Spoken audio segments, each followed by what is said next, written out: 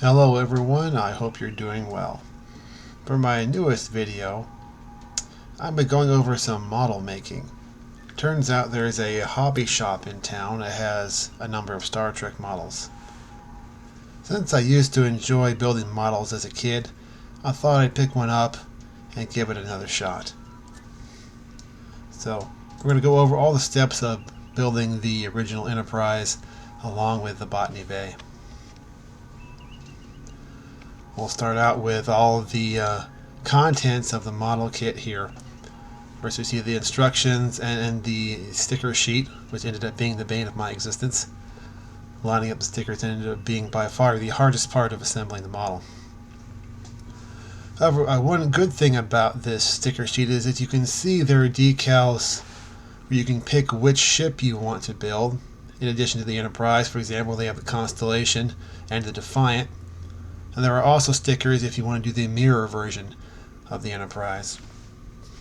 Now looking at the actual model kit itself, there are several packages for the different parts of the model, and we'll be getting into those in more detail in just a moment.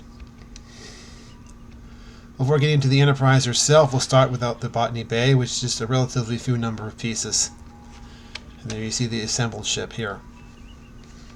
Now onto the Enterprise, we start with the primary hull. We see the pieces of the saucer section with a couple of accessories. And we see the top and the bottom, which has been assembled with the stickers applied. From here we'll move on to the warp nacelles. You see quite a number of pieces here. You also notice the clear pieces here, and there were some in the saucer as well. Designed to accommodate a light kit, although I was not that ambitious this time anyway. Here are the nacelles after they have been assembled. The saucer and nacelles completed, we move on to the secondary hull. Here are the pieces here. One other thing to point out from the instructions, in addition to creating the production version of the Enterprise, like the one seen in most of the original series, they also have in this kit pieces if you wanted to create the version of the Enterprise from the pilots, which was slightly different. For example, the Bussard collectors had extra spikes on them and things of that nature.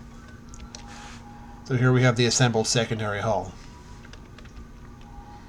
Now we have the main components. We're going to put them all together, arrange them here, and here they are assembled.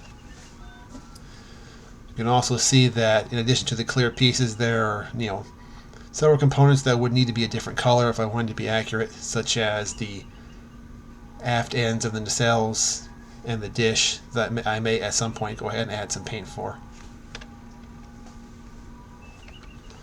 Final step would be to assemble the base, then placing the Botany Bay and the Enterprise together on their base. So now let's check out some images of the finished models from a couple of different angles. One other thing you can notice here is that there was a couple of tiny pieces on the back of the Botany Bay that did not like to stay on, and a little bit of tape was required. I decided to start out with a snap together kit, just to get started out. However, if I do another one, I may just go ahead and move up to the glue assembly kits, because having to snap some of these pieces together ended up being more difficult than I anticipated. And the glue, while messy, may actually make things easier. Well, thank you for joining me again for this video. The last thing I wanted to cover was a vital part of model making, that is having the correct live stream going on in the background. In this case, Bird of Prey 5's Deep Space Nine reviews, which are a lot of fun. You should check him out.